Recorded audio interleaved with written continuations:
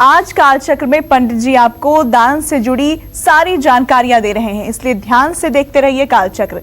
चलिए अपनी इस चर्चा को आगे बढ़ाते हुए पंडित जी से जानते हैं कि अन्न, धातु और कपड़ों का दान हमें करना भी चाहिए या नहीं, और अगर करना चाहिए तो किन बातों को हमें खास तौर पर उनका ख्याल रखने की जरूरत है जिससे हमें दान का पूरा फल मिल सके। पंडित जी, किन बातों का ध्यान रखने की जरूरत है अगर हम अन्न, धातु और कपड़ों का दान कर रहे हैं तो? देखिए, अन्न से शरीर के साथ साथ आत्मा की भी तृप्ति होती है। आप ये सोच सकते हैं कि आत्मा के बारे में तो गीता में कहा गया है कि वो अजर, अमर, अविनाशी है और वो भूख प्यास से परे है। तो यहाँ आत्मा की तृप्ति का तात्पर्य कैसे है? मैं उतनी बड़ी अध्यात्म की बात नहीं कर रहा हूँ। आप अगर ये सोचते होंगे तो आप ठीक सोच रहे हैं, क्योंकि शरीर और मन का तृप्त होना आत्मा का तृप्त होना नहीं है। बहुत से ऐसे कार्य होते हैं जिससे मन प्रसन्न होता है, लेकिन वो आत्मा के प्रसन्नता का हेतु नहीं होता है। तो ऐसे में अंतर्मन प्रसन्न हो जाए, अत्यंत संतुष्टि मिल जाए, ये अन्नदान से ही संभव है। अन्नाद भवंत पर्जन्यः पर्जन्यः दन्न संभव। अन्न का दान सबसे बड़ा दान है, क्योंकि अन्न से जीवन का संचालन होता है। वेद में जानते हैं अन्न को ब्रह्म कहा गया है,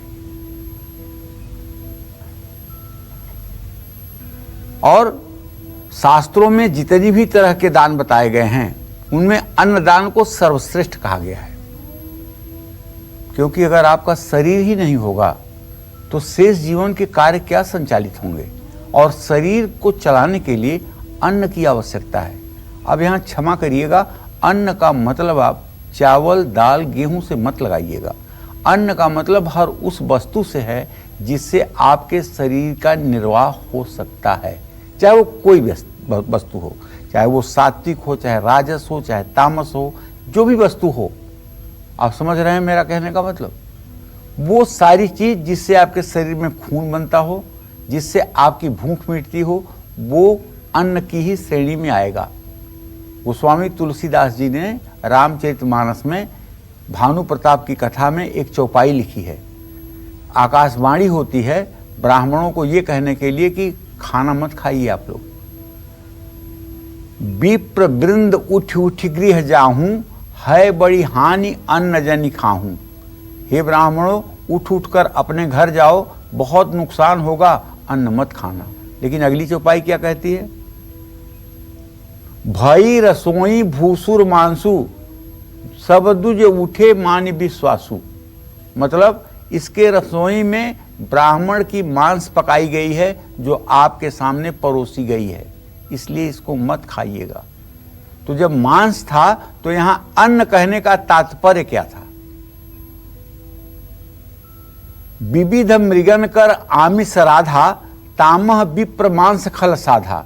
तमाम प्रकार के मृगों का, सूअर का, हिरण का, तमाम प्रकार के मृगों का मांस, और उसके साथ उसमें ब्राह्मण की मांस बना करके वो रसोई की गई थी। माया मैं तेहि कीन्ह रसोई। ठीक है, लेकिन यहाँ भविष्यवाणी हो रही है तो कहना चाहिए था ना, ब्राह्मणों मांस मत खाओ, अन्न है बड़ी हानि अन्न जनि खाहूं। तो यहाँ अन्न का तात्पर्य शरीर के उन समस्त चीजों से है जिससे शरीर का निर्वाह हो सकता है, जिससे शरीर में शक्ति मिल सकती है। अनाज का दान करने से जीवन में अन्न का अभाव कभी नहीं होता, और ऐसे व्यक्ति के ऊपर माँ अन्नपूर्णा की कृपा सदैव बनी रहती है। इसीलिए लोग कहते हैं कि आपने तो चावल और मोती दान किया है, जो आपके इतने अच्छे बच्चे हैं, इतनी अच्छी बहू है, इतनी अच्छी बेटी है, इतना अच्छा परिवार है। क्यों कहते हैं लोग कि आपने चावल दान किया होगा और मोती दान किया होगा?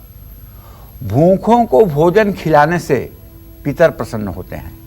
अनाज अगर बिना पका हुआ हो, कच्चा अनाज हो, और उसका दान किया जाए तो शायद ये बहुत अच्छा होता है। इसी तरह से धातुओं का दान विशेष दशाओं में करना चाहिए। यह दान उसी व्यक्ति को करना चाहिए जो दान की गई चीजों का प्रयोग करे। धातुओं का दान करने से आई हुई विपत्ति टल जाती है। वस्त्रों का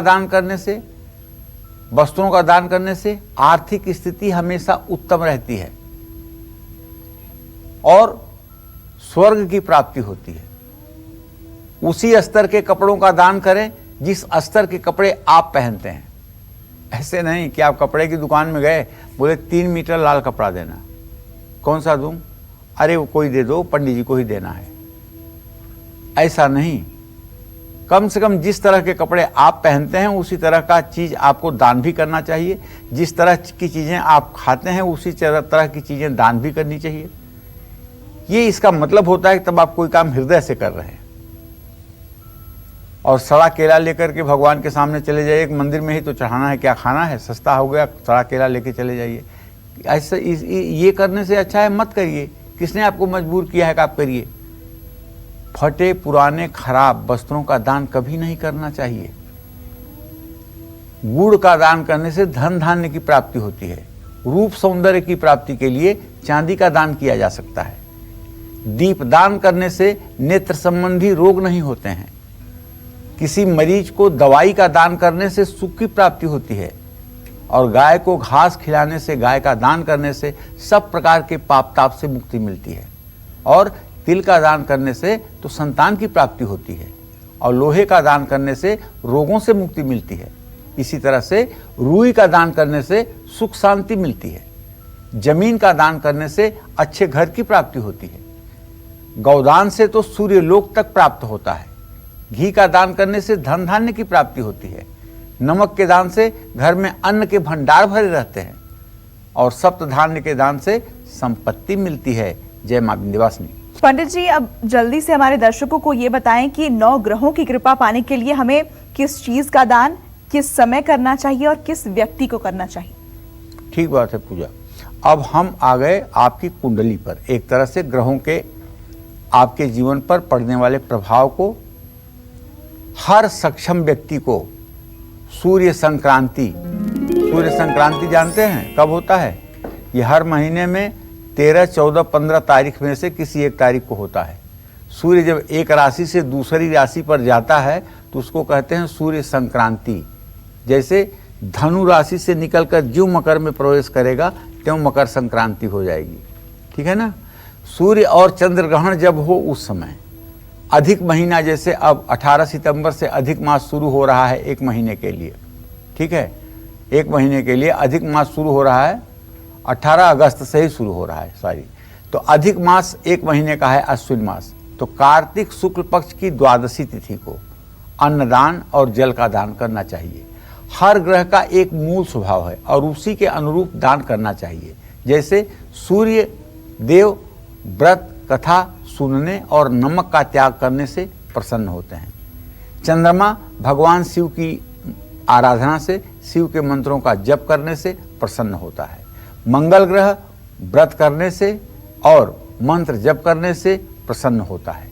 बुध ग्रह गणेश जी की पूजा आराधना से कृपा दृष्टि देता है और सर्वाधिक प्रसन्न होता है।